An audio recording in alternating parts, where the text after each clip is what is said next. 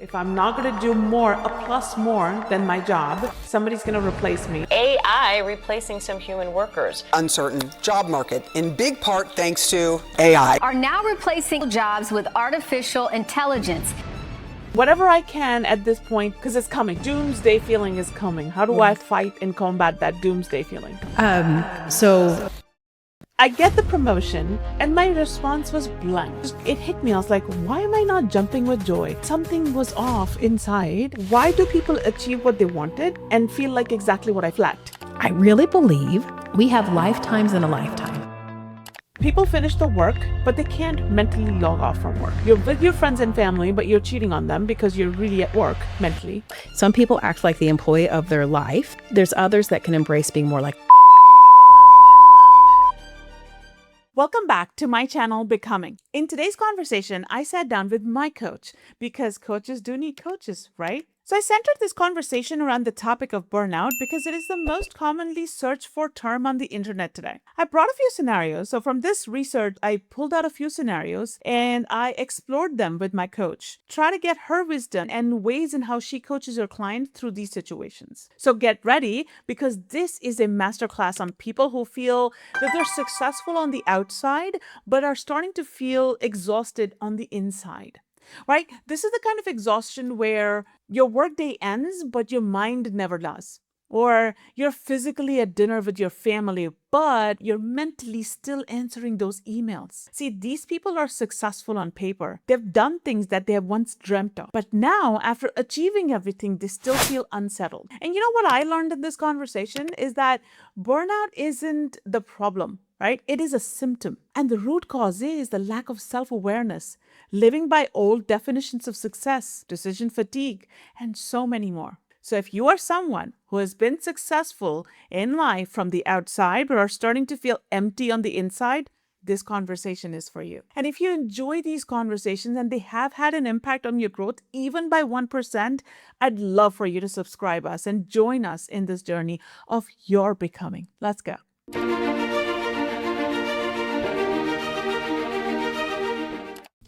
It's not all about who you are, but it's a lot about who you are becoming. And in today's podcast, we're going to talk to my coach because coaches need coaches. We do. And we're going to bring this conversation with my coach today to talk a lot about becoming unstressed, unburnt out in today's world, in the today's stressors of how we are sort of dealing our life and leading our life with the burnout, with the overworking, with AI, with everything in the middle. Mm-hmm. Okay. But before I do that, I want to tell you a little bit of story as to how I met my coach. I read Tony Robbins' book, Tony Robbins, if you're listening. I read your book and I was so engrossed into this one that I think I finished it in 4 days or something. And I was rigorously making notes, right? And then I decided that this is going to be it. This is, I need coaching. I need help. I was going through a transition in my life. I was trying to figure out emotionally who I am, mentally who I am, career-wise where I'm going, and so many questions I had. And then I ended up speaking to somebody at Tony Robbins. They connected me to you. They did a fantastic job, by the way. They did a great job, didn't they? And I made not only do I have a coach for life, I have a friend for life. I have, somebody I can I have a person who I can lean on for, when I need confidence, when I need insights, when I am just going all over the place, and I can always just kind of come back and say, come back to center, come back to you. The funny thing is, I was going to say that in the middle of the podcast, but I'm going to do it now because that's a story. Lay it on me. I get laid off. Okay. This is we're coaching. We're in the middle of it. We're going all in, all things are great. I'm talking about how do I start my business and everything. And there it was, I get laid off and I talk to you, and in my mind, in every single being of every fiber, I was like, oh my God, now what? What is going to happen to my business, or what is going to happen to my resume? I'm updating my resume, and in that I'm having a conversation with you. At the time, I said to you, you know what? I thought I would almost cancel it because I was not in the headspace. Because coaching is not my angle at this point, because I'm thinking of, what's that I have next to go put out gig. this fire over here. But that's exactly when you And speak with your said- coach. And you said, I am so glad you still stayed on route and you called. Really, and I meant it. And you did. And the next question you go, so what's it going to be about your business? And I'm like, wait, what? So I should be thinking about my business? I just told you I lost my job.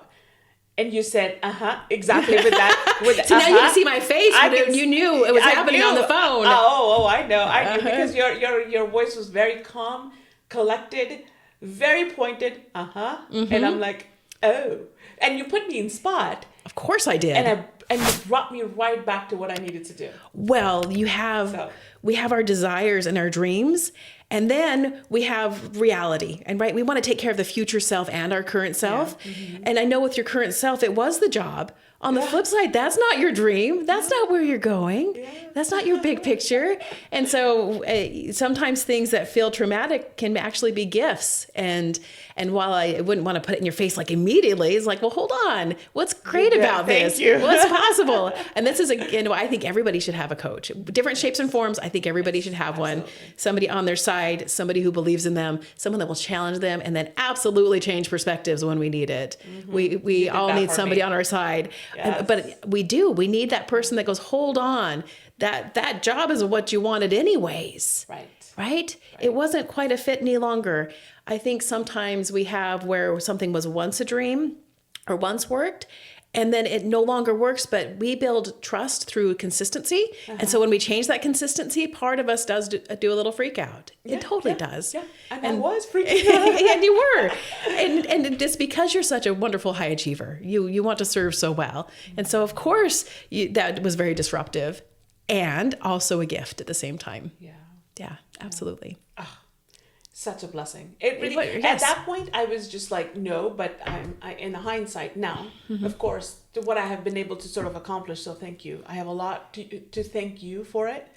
And with that, I'm going to let my audience sort of introduce you. I know I've done a little bit of it, but I want to know from you who you are and what is it that you do. Ooh, so who I am, if I would make a blanket statement, is I am a lover of life, and I believe that joy is the destination and love is the destination, and we can have all different flavors to get to that point. And I absolutely admire somebody putting out big goals and finding out who they are to achieve it, but not sacrificing joy with it, but to be able to fold it in. Right, to have it come in. So a little bit about me is I used to be in finance, and in finance, my identity was absolutely tied to what I did. So we think about burnout. I don't know if you introduced that yet, but as we think about burnout, I absolutely had burnout. I started as a stock trader, and then I went to a team lead, and then I went to interim manager, and then manager. And again, from the outside, looked like success, right? My resume showed success, and everybody be like, "Oh, you're doing so great," and pat me on the back. And I would go on vacation, and on vacation that Sunday before flying home, I would cry. I'm a girl. I'm totally a girl. But I would cry because I would be like, is this success? Is this success? And I realized what's once a dream, it doesn't have to always be a dream. So I think there's sometimes we want to achieve something, but it doesn't mean we're meant to stay. Yeah. Absolutely. So finance, and then after finance, I was actually still in finance. I had a friend who was going to a conference, and she didn't even invite me to it, but she was like, I'm going to this Tony Robbins conference. Never heard of him. I was under a rock, I guess. And for some reason, out of my mouth, said, I'm going. And she goes, okay. I'm like, I want to do this. And she's like, all right, let's do it. Go there to my first Tony Robbins event. And if you haven't been to a Tony Robbins event, they're high energy. Dancing, high fives, back rubs, a lot of conversation with strangers. Me that came from finance, that was very professional, very buttoned up and put together, was sitting there with my arms crossed going, what did I do? And for the first half day, absolutely judged the whole experience. But then I decided about midday that I could stay this way and it could waste my money, or I may as well participate. So I decided to do his work, to dance, to connect with others, be a little silly. And what I gained from participating in that is I found myself again. I found myself without the job title. I found my essence of who I was, that I was so closed off from operating and working really hard that I didn't realize I turned her off. And then I came back, I was still in finance at the time, and I swear there was like a glow about me. And people would say, there's just something about you. And then I was like, have you heard of Tony Robbins? I got a coach at that point. Have you heard of getting a coach? And then that's when I dived all the way into self-help, going, okay, there's great tools out there and I'm going to gobble them up. Yeah. Oh, yeah. Wow. Fast forward, I'm at another Tony Robbins event, Date with Destiny, and he is sitting 6 feet away from me, or standing, sorry. And with him standing 6 feet away from me, it flushes over my body. I'm going to work for Tony. Didn't know what it would look like. Didn't know anything about anything. I just knew I was going to work for the man. So part of my journey and part of who I am is having my chapter of working for Tony Robbins. Worked for him for 9 years. And I learned so much about human behavior. And what was such a blessing is we think that these things we go through are just ours. They're really not. Pretty much you could have a male, female, business owner, non-business owner. You could be in the United States or Hong Kong or Germany or Australia and have these clients that are international. They'd have the same problems. They'd have the same things. And while we wouldn't just focus on problems, we focus on the result and then what you do to get there. The essence of us is the same. And so part of my journey was working for Tony. Now I am still a coach, just off on my own. I have a business called Life of Design Network, and I believe we can design any life we choose. We have to be bold enough to say what it is, and then be brave enough to take action with it. So that's what I'm currently doing. I love that. And I think that's what you did to me. You're like, be brave enough, girls, to take that action. Yeah. But I think there's one thing I learned in your story. You listen to your gut and you listen to it well, and you trust it. Oh yeah, but I don't know if I trusted it, but I listened to it. I was like, okay, I'm going to do this thing, or I'm going to go to this next piece. And even if it scared me, I was meant to lean in. Like my applying to be a Tony Robbins coach, so much lack of certainty. They didn't do traditional interviews. You didn't know who was interviewing you, and they had you do like these calls. They noticed, like, did you show up on time? Did you show up early? Did you pay attention if they said the meeting starts at 10 a.m. versus 10 a.m.? They would do all these different pieces to assess how much are you paying attention? How adaptive are you? And how do you communicate? Oh, wow. Wild journey to get on the team. With my application process, there's probably about 500 people that applied that year. And of the 500, 50 of us made it in 56. And then 23 got hired on. And so it was a wild ride in between there. And I got to learn, again, that much more about myself with how do I deal with uncertainty. But again, my body, my system knew that it was right for me. Yeah. Yeah. Oh, wow. So when you knew, and I'm just curious. Yeah. When you knew that this is for you and there's a lot of uncertainty, a lot of us kind of sit in that. I know what I want to do. Yep. And I have a lot of uncertainty. All these questions are hovering over my head. What if, what if, what if? Yeah. And then some of us take the action like you did. Yep. I did. But then some don't. And they're asking those questions. What do you have to say to somebody who's like right now has an idea, has a thought, but has this uncertainty? What would you say to propel them forward? Well, part of one gift of having a coach, or like a mindset psychology coach that helps, is if we can understand how our brain works, we can work with it instead of against it. Okay. So if we think about our brain, that's very archaic. Our brain, if you think about the original of originals, it's like 600 million years old. We have new layers to it, but the original stays. Fair. And with that original it's going to want to keep you safe. And it's going to think about all the things that could go possibly wrong. And it goes back to when we were cave women or cavemen, and we'd look at, is those bushes rattling because there's a tiger back there? Yeah. Or is the storm coming in? Like they're noticing what could possibly go wrong to stay. And there's a theory that the ones that were a little bit more paranoid actually did survive, and that lineage did keep going, which is part of why it's so ingrained in us. Right? So if we know our brain is going to give to us automatically what could go wrong, we can use the caveman to build our future, but normally we wouldn't want that. Or we get to bring our more evolved self and say, wait a minute, what do I really want? What really matters? And this is where questions hold a lot of power. Like one question somebody could ask in that position is, what's the worst thing that could happen? So, Okay. yeah. Most of the time when I've asked my coaching clients, what's the worst thing that could happen? They don't tell me that they're going to live in their car, right? Or death. They usually say something like, well, I could do what I'm currently doing is my worst case scenario. Or I could be without a job for a moment, but that's still survivable. But if you could think about what the worst case is, what that means is that's the bottom. Everything else is better. Oh, it's an up and up from there. It is, because that's bottom. That's and bottom. That's the worst bottom. thing. Yes. It's bottom. So yes, if we work with our brain and know that it's going to give us what we don't want, then we have to consciously say, what do I do want? Yeah. Now, and as I think of high achieving women, what they say they want may change over time. It's going to evolve. Right?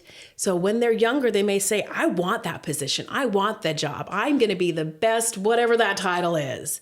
And when I've done a lot of study of women and men, with women, one of their great skills is we're very adaptive. And so we'll use that adaptive skill, and we'll definitely use it at work. And what happens is with that adaptive skill, we're kind of like, what do you need me to be? Or we put on what we think we need to be in that position. And with high achieving, right, it's, yeah, I got this. Absolutely can do it. It's mine. Yeah. And again, if we get to over and over self-evaluate, at what point that may be success, but then there might be some time later we're like, hold on, is this really success to me? Is this really it?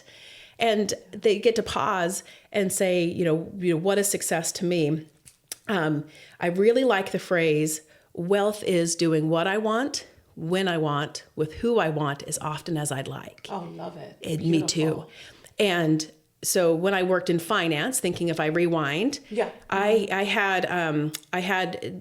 did not have any time wealth, zero time wealth, right? I was in management. I had my BlackBerry on at all times, And I was working at the office 60, 70 hour weeks. And if it wasn't a 70-hour week at the office, I was taking it home. And again, that wasn't success to me. No. And also what I think some high achievers omit doing is they will set goals for their career or making money, right? Or how they're serving, but they'll omit having goals for their personal relationships or how they take care of their body. Right. They'll miss putting those down. And I believe we make time for what's important to us. So if you don't say, brain, this is important to me to take care of my body, then it's going to be one of the things that's neglected. Right? It's going to be one of those pieces that gets omitted because you said, here, brain, this is important. Work on this work goal. Right. Hey, this matters. Yeah. But there's the ones that get omitted, the ones that don't make it to the front part of the brain or the active part of the brain, they sit in the background somewhere as guilt. Well, it absolutely can. Yeah. Because if we think of most people on their deathbed, which may be gruesome for some and very accepting to others, no person or very few would say, I'm so proud about how much I gave to XYZ company. They wouldn't say that. No, what they would say instead is, hey, what mattered to me was my relationships. Yeah. Or that I had special moments in life, or I like to call them magic moments. Or who did I touch? Right. Very different than I was all consumed working all these hours again. Yeah. Oh, wow. Mm-hmm. Yeah. Just a perception shift. It is a perception shift. I mean, at the deathbed, I'm definitely not thinking of, the companies that I worked with. And it's the people that I worked with and the people I touched, the people I'm with. Absolutely. The people I've loved, they have loved me. Totally. Absolutely. And some people will come and go, and that can be beauty, a flow of life as well. But, being congruent to ourselves of what did I leave myself as? Like, who was I for that person? How beautiful. Isn't it? But this is a conversation I can have with you for days. Mm-hmm. And you know that. I don't think that the time I had ever with you was ever enough for me. But I'm going to get into some scenarios that I put together, especially sort of focusing on burnout as a topic. Yep. And the reason is that in today's world, in conversations with many folks that I've seen around, burnout comes out to be the most common denominator. Mm-hmm. Maybe it's the environment we're in. Maybe it's the socio-economical situation we're in. It's geopolitical. It's everything, and it kind of comes down to this burnout. And it's the most commonly talked about or researched topic online. Was it really? Yeah. And I don't doubt you at all. Right? And yet here we are, we're all that hamster in the spinning wheel, right? We almost all are. Yeah. And it's fascinating because I think there's an art to being successful, right? We don't want to be the person like living on the corner homeless. On the flip side, these how busy we operate, we can say, is that living? Is that living? And is it living? Yeah, is it? Again, somewhere in the middle, somewhere slicing. Yeah. Absolutely. Yeah. So when I did this research and I was looking, when I found out that apparently it's the most researched topic, I said this has to be a topic between us to talk about. And then I sort of pulled out some scenarios that what people really are sort of seeking on the internet, right? The number one scenario that I have found is that people finish the work, but they can't mentally log off from work. Yeah. Okay. So for example, you got done with the work at 5:00, you're home at 6. You're still somewhere in the work. You're still thinking about, did I send that last email? Did I do this? Did I do that? You're with your friends and family, but you're cheating on them because you're really at work mentally. Okay, fine. Monday through Friday goes, you're in the churn. Fine. You say to yourself, Saturday, I'm going to decompress. You kind of don't really decompress, or you supplement it with alcohol, or you supplement it with going out, being with somebody else so that you can numb yourself. You numb it. Absolutely. Right.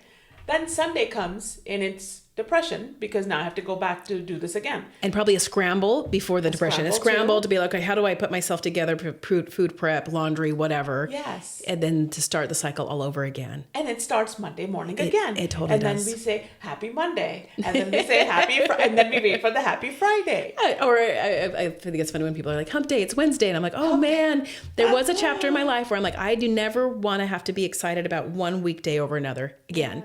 I had to make that decision, which is not quite relevant to here, but I did. I made that decision and I'm so glad because, again, back in the day in finance, I couldn't sleep Sunday night because my mind was so on.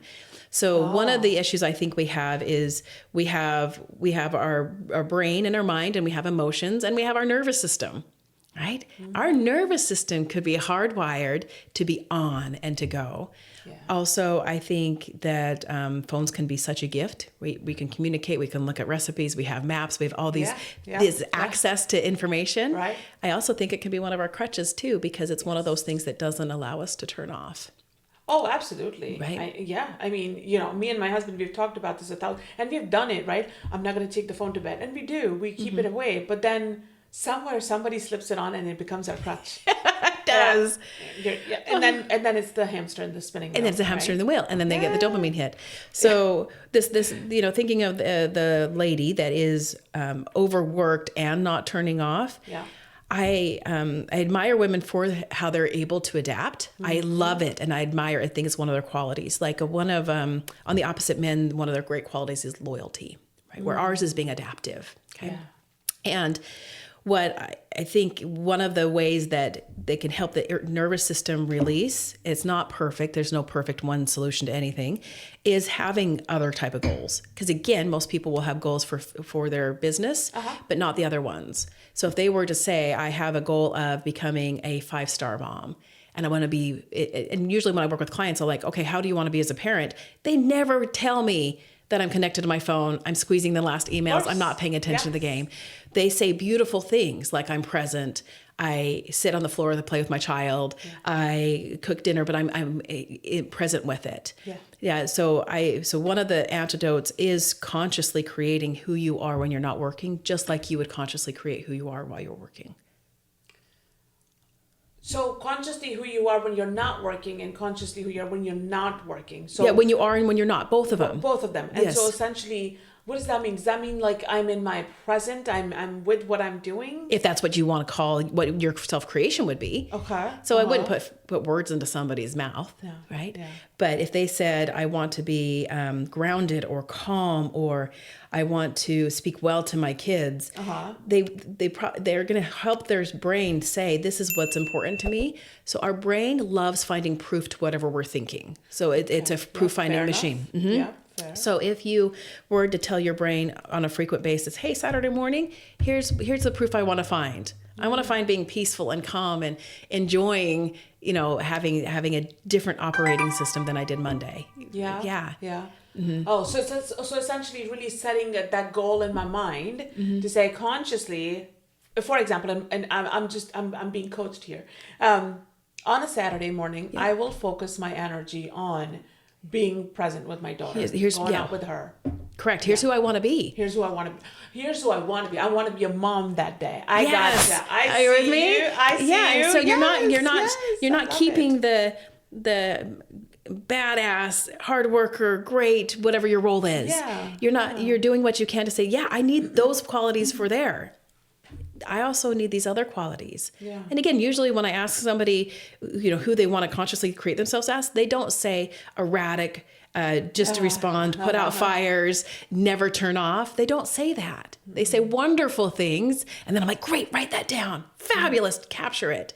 Now we have something to practice with. Oh. So essentially take that down, so decide who you want to be on that specific day, put that down into writing, and then try to and then emulate it. Practicing it. Practice it, emulate it. Mm-hmm. Yep. And if you keep practicing it, it won't feel like such a big swing. Mm-hmm. I've even had some of my lovely clients bring who they are at work home, and it causing disruption with their marriage. Because if you have someone who is take charge, get after it, very masculine, and then they go to a masculine husband, somebody has to let go. Somebody has to be the easygoing one. Yeah, yeah. Most of the time, women want their man to be their hero and take care of them in some ways, right? Yeah. And if they're the one taking charge of everything, he can't.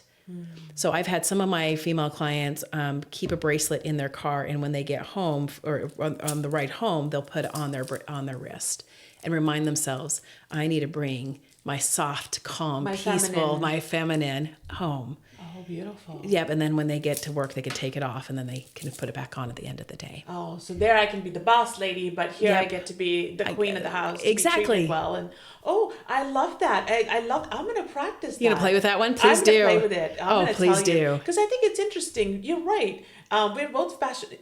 We were talking about this upstairs, right? Mm-hmm. We're both very passionate about our careers, absolutely, what we do. And you've talked to him. You can see there's a flow in him, and there's a flow in me. And then, yes, you're right. We could, and we do. Funny. Truth be told, we butt heads all the time. Yes, we're buddies because of it. But then there is the opposite side of it. But I love that idea of just taking something with me that reminds me of my feminine self to be taken care of, where I don't have to play that role. Correct. Because I'm tired of it anyways. Well, most women are. They don't realize it. What I was thinking of when meeting you today, most women will show up with who they think they're supposed to be for their family or who they think they're supposed to be at work. Sometimes they never check to find out, is that what that other person wants? Right? So, I need to have all the snacks and the lunches, and I have to get you this, and I have to get this done by this time. Is that really what they wanted? Yeah. And so, most of our stress is self-imposed. Okay, so, right. And so then the burnout really is coming from some things, because I have set myself on a higher bar, I'm not checking with myself, is that what I really want? Is that the other person who really wanted it this way? Correct. So there's no alignment, yet my bar is so high, and now I'm just constantly going after that high bar, which is potentially causing the burnout. Correct. Potentially letting me check myself, check out from all of this, check out from that, again, the spinning wheel. Correct. And sometimes the detox is the phone. Sometimes it is. I even know. Sometimes it is. I've had some clients grab those clear boxes that have a timer on them that they've stuck their phone in. They can't use it for that time, just so that they get to touch another part of who they are, connect with who that is that's not on. Yeah, and so one thing that just keeps bothering me all the time is everybody has a different mechanism of reflection. Yes. Meaning, you said write it down and emulate it, practice it. Fine. There's one way of doing it. It's writing it down. Mm-hmm. But then there are many other ways, right? Yeah. Can you give me maybe 2-3 more different ways that people can relate from, in the sense of how would you reflect? How would you open yourself up, reflect it, not judge it, but actually work it? Awareness is the first part of change. So that would be one of my big pieces is taking a pause and looking at how your behavior has been, what it's been the last little bit, and go, ooh, if I had an alien that came down and noticed me and went and reported the other aliens, this is what matters. We'll just use your name, Arushi. This is what's important to her. And we're going to be silly with it. She likes running around. She's in her car often, and she's fretting over these little things. And either you'd be like, yes, absolutely, that's me. Or you'd be like, that's not quite it. Actually, what I'd love for you to report back to the other ones is, and then again, how loving I am, or how connected I am with other, other humans, or how silly I get to be with my spouse. Right. Yeah. So awareness is the first part of change. So that is actually a ginormous one, is aware of your own behavior. And again, the qualities we need for one bucket of our life may not be the same qualities that we need for another. Right. So let's say you are in a sales position with your job or making, big decisions. We don't want to turn that off. We want to keep it. We just may not want to bring it home. Right. We may want to say, again, do something consciously to say, I don't want this part of me 100% of the time. Right. What can help with some of that transition is visualizations or meditations. Okay. I don't know how I feel about the meditations where you don't think anything at all. I think that is almost impossible for me and for many, especially a lot of people that are on. So I think guided ones are wonderful. And I even adopt the saying that even a bad meditation is a good meditation. So let's say that you're really high strung or if things are really intense, your meditation is not going to be as good as if you were on a little more median way of operating, but it still gave you the break. Right. So our brains do need a break. And again, our survival cave woman says, no, I need to be on all the time. I need to be going all the time, right? My worth is how much I can produce. Right. Again, maybe not. But the visualization or the meditation can give you another option. So we have neurons in our brain that connect together. And when you visualize, it gives an opportunity for another to branch off. Now, it won't be as solid as the one you're thinking about all the time. But if you were to keep meditating or keep giving possibilities to these options, then at one point you're not going to feel like it's such a weird thing for you to do the opposite, this other option. Yeah.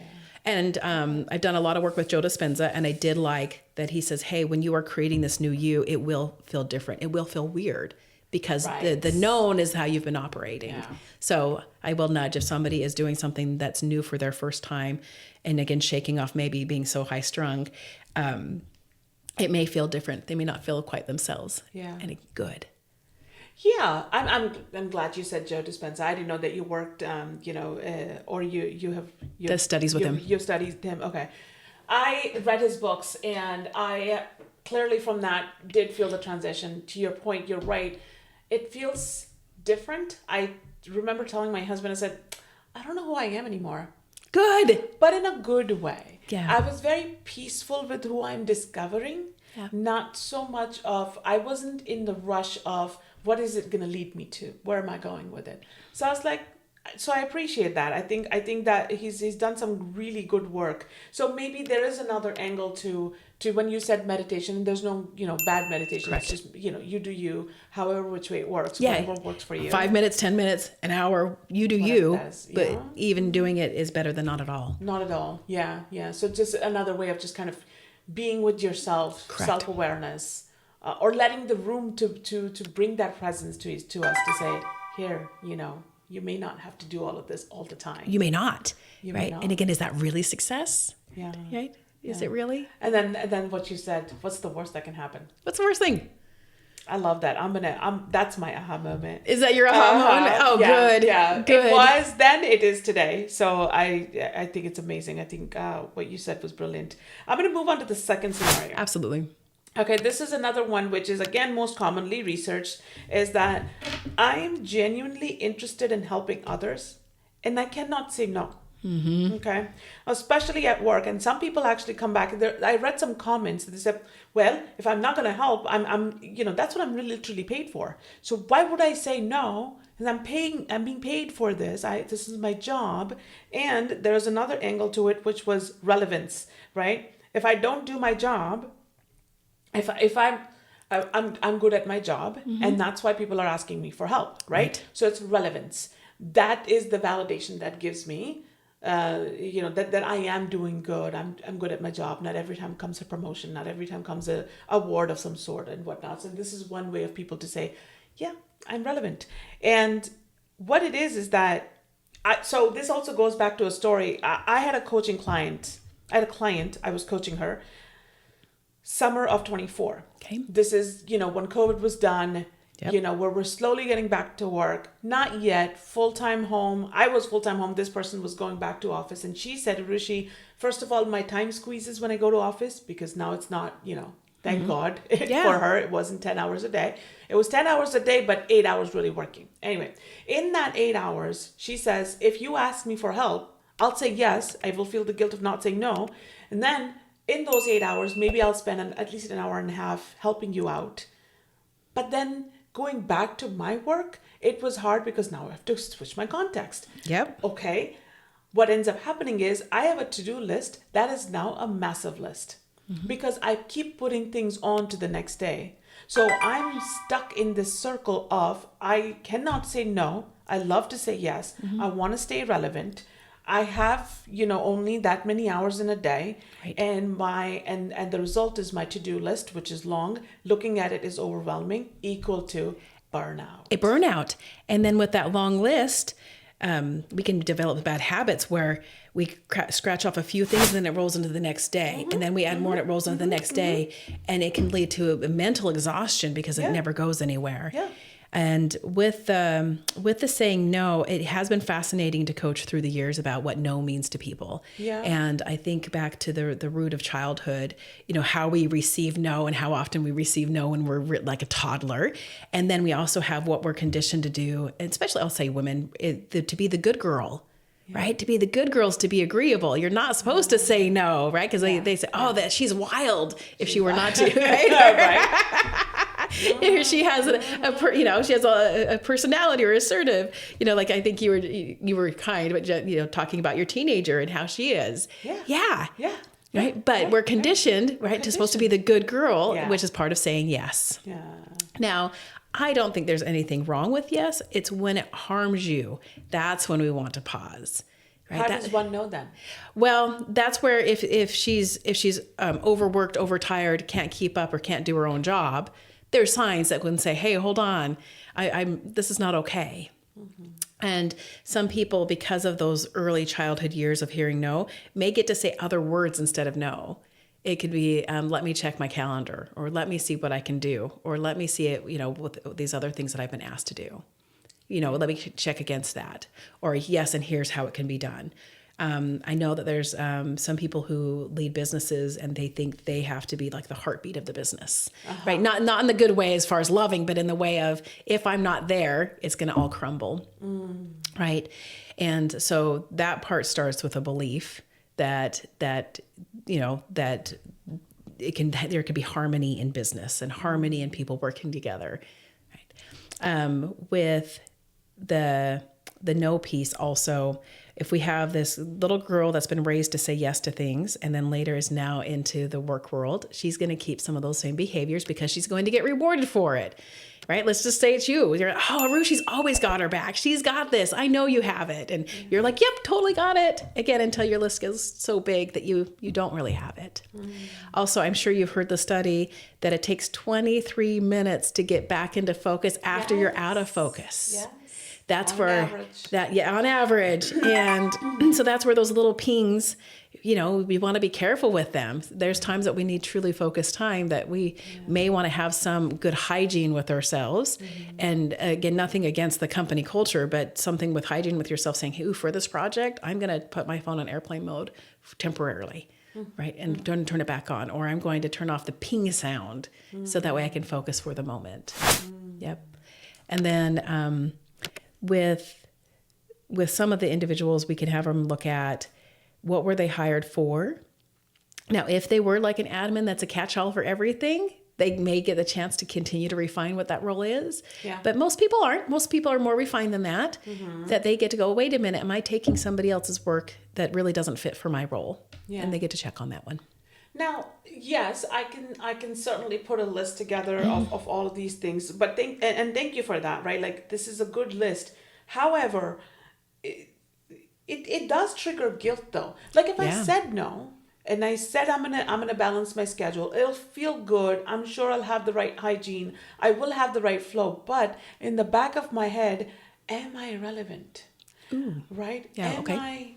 Am I going, if I'm not helping, then how does my team, because that's the culture we were brought up in, Right. right? So what do I do with that guilt?